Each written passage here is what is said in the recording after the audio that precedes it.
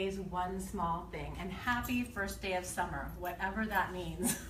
I am Karen Dean, and I'm a certified health and wellness coach and a dietetic technician registered with the University of Vermont Medical Center. I work as a health coach primarily with staff through employee wellness, as well as patients through the community health team. I'm also a tobacco treatment specialist, and I do outpatient classes as well as inpatient tobacco. So today, in the next roughly 15 minutes, I hope to share with you some things about portion sizes and how our portions have gotten distorted over the last 20 or 25 years. And also how these new enlarged portion sizes are affecting food labeling and impacting government standards. And I'm also going to touch on the healthy plate model and how it pertains to dining in restaurants, as well as some tips for navigating portion sizes when dining out. So as you can imagine, portion sizes have gotten larger over the last 20 or 25 years. And what this means for us is we're eating more, food sizes have crept up on us perhaps, and we also have a more sedentary lifestyle, more sedentary jobs, and we're getting less lifestyle activity. So what does this mean? How does this impact us? It means that our waistlines are getting larger, our obesity rates are rising, chronic disease rates and our risk of chronic disease is going up, and it's impacting healthcare dollars, our overall health, and so it's probably not a good thing. So one of the things that increased portion sizes over the last 20 or 25 years has affected is actually our food labeling. So in the next year, by July 2018, you're actually going to see a revised nutrition fact label. And that is the panel on the back of packaged foods that tells us what a serving size is, how many calories are in a serving, as well as the fat, sugar, content, etc. So these labels are manufactured and required by the FDA, the Food and Drug Administration, and what they've determined is because our portion sizes have gotten larger and are getting larger, they actually need to revise the serving size on food packages.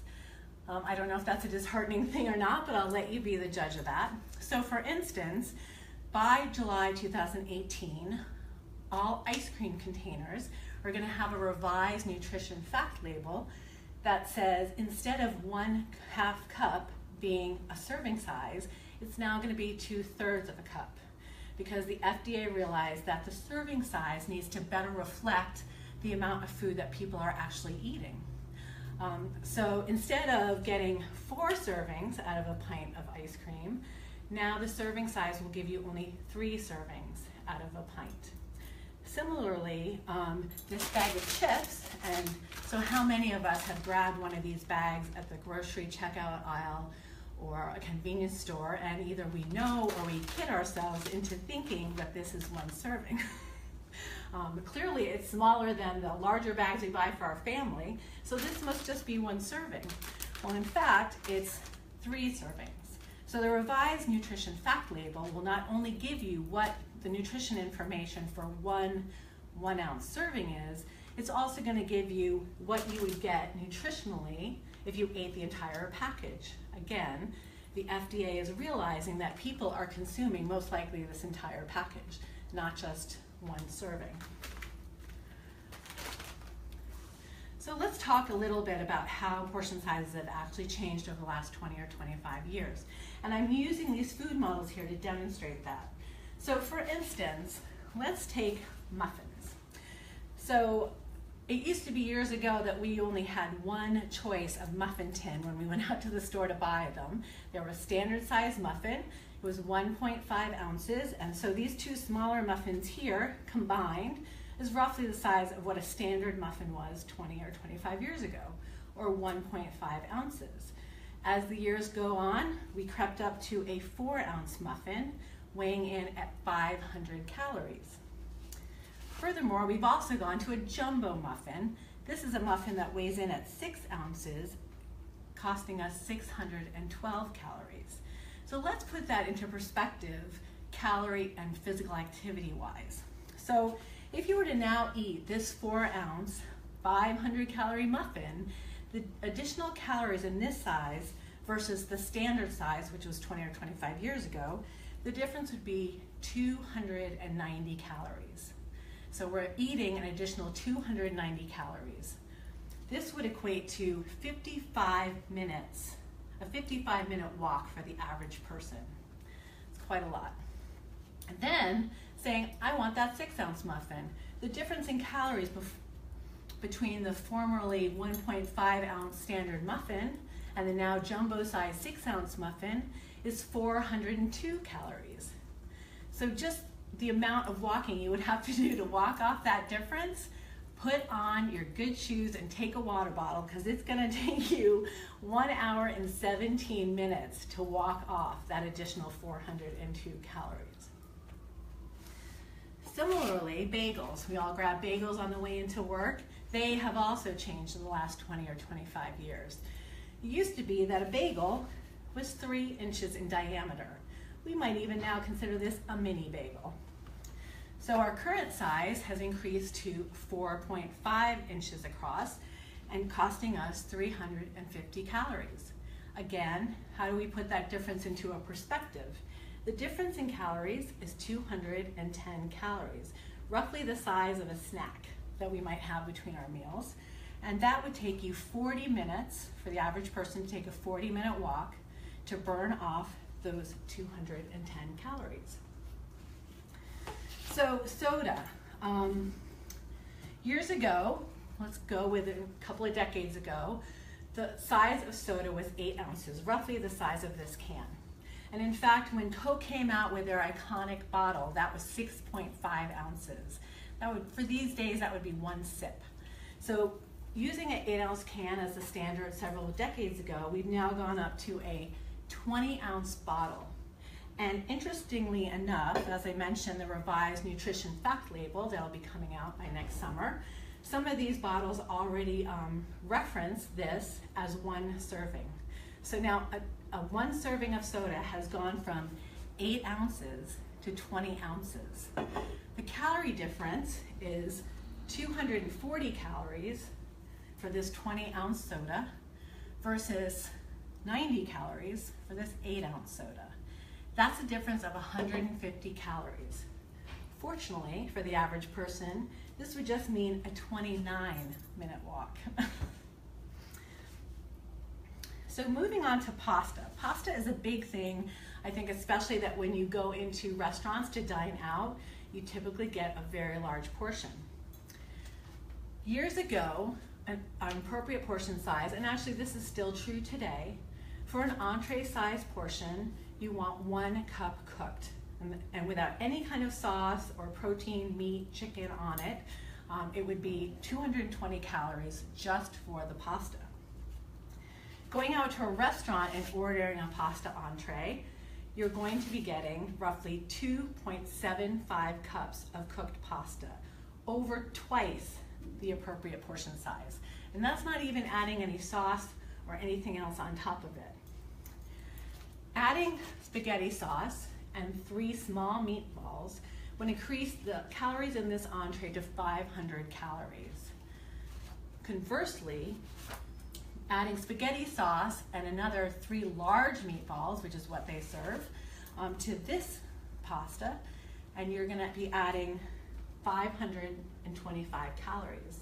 And actually, I also wanna mention that 3 large meatballs that I got with this meal totaled 6.5 ounces of meat, which is quite a lot, and we're gonna be talking about meat portions in a little bit.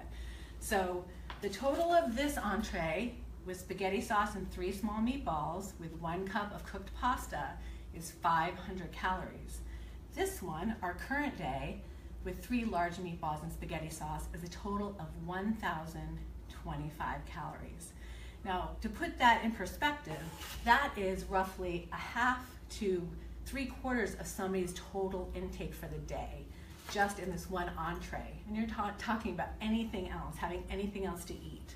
So the difference between these 2 meals is 525 calories.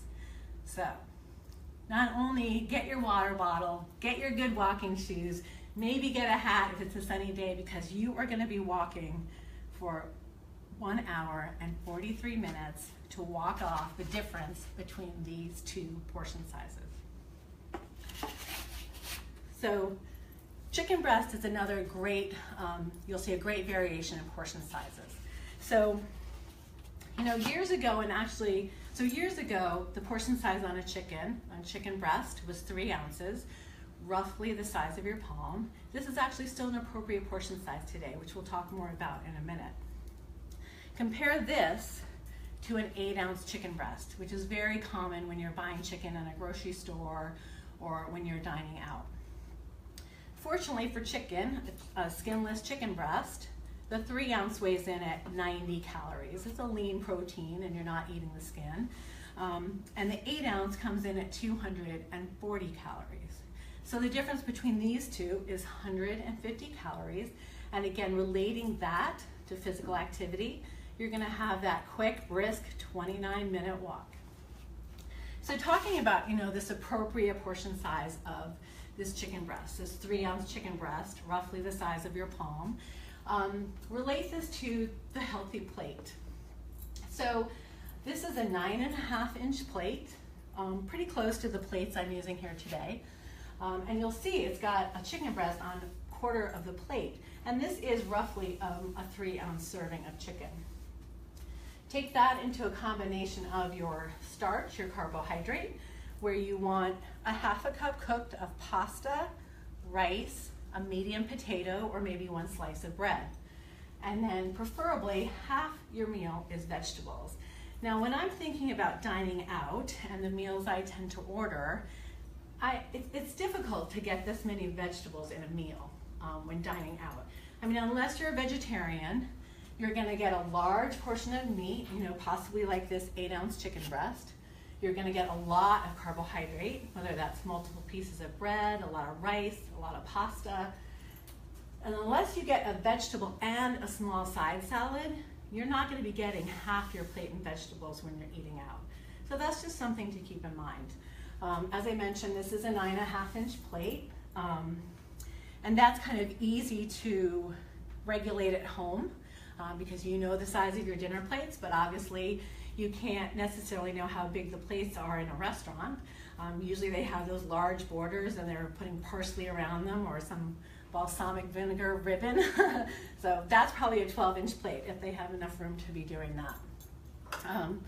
Another thing to use as a measure, I guess, when you go out to eat is just keeping in mind how big the dishes are, the serving dishes are. So this is roughly a 1/2 cup cooked of ice cream, sorry. 1/2 cup of ice cream, and putting it in a small dish, it seems like a lot of ice cream. You'll feel full, or your mind will tell you this is plenty because you're having it in a small dish. As a comparison, put this 1/2 cup of ice cream in a larger dish, and all of a sudden you're feeling deprived, and yet it's still the same amount of ice cream. So that's another good way to kind of help you eat smaller portions, is by putting in smaller dishes. So a couple things that I wanted to share with you about navigating the world of restaurants' larger portion sizes is realize going in that you're going to be served a fair amount of food. And just like if you're dining out or you're grabbing, you know, some convenience food like this, don't assume that it's one serving. I think sometimes we can talk ourselves into thinking, well, I'm being served this food, it must be a single portion. But just be an educated consumer and realize what's a serving size for you is based on maybe what your health and wellness goals are, and realize most likely, because we like value when we go out to eat, that it's most likely not a single serving. So go in knowing that. Decline any free food that's offered to you when you sit down to the table. So decline the bread, decline the tortilla chip bowl, just don't even have them bring it, because otherwise you fall into the trap of what they call eye hunger. Just seeing it makes you want it, but also you probably are pretty hungry. You just sat down to your meal or for your meal, and you know that you're probably not going to eat for a little bit, so it's very tempting to have that food in front of you. And it might not even be something that you really want. split an entree with someone. Very often we might split an appetizer or dessert, but go ahead and split an entree, and that cuts down on the portion size that you're actually going to be eating. Also, you can have them put your meal or half your meal in a takeout box even before they bring your meal to you. And again, that way you don't fall into that trap of eye hunger, still having food in front of you, maybe while your companion is still finishing up, and just having it in front of you and feeling like you should also still be eating. It's just get it out of the way, get it out of sight. Have them put half that meal into a to-go box before they even bring you your own plate. And I'm sorry. So also research the menu online before you even get there. Many menus are already on the web, and you can check it out and make decisions before you even get there, before you're swayed by the restaurant or the mood you might be in. And once you've made decisions, be the first to order. That way you're not swayed by other people's choices. So what I want to leave you with is, I like this motto of, you can't change what you don't know. So be an informed consumer. And hopefully I've left you with some information about the portions that you're actually being served, the portions that you're actually grabbing and taking to eat on the run, and plan accordingly. I mean, only you know your health and wellness goals. Only you know what you want to accomplish for your health. And so don't just blindly go ahead and eat what's served to you. Make decisions. If you want to go ahead and have a full meal or the full bagel, just plan accordingly and plan your day around that, and eat more balanced, either before you have it or the next day. Just, balance it out. So thanks for being with me, and hopefully I've given you some food for thought, as it were, and have encouraged you and inspired you to do one small thing. Thanks so much, and have a great day.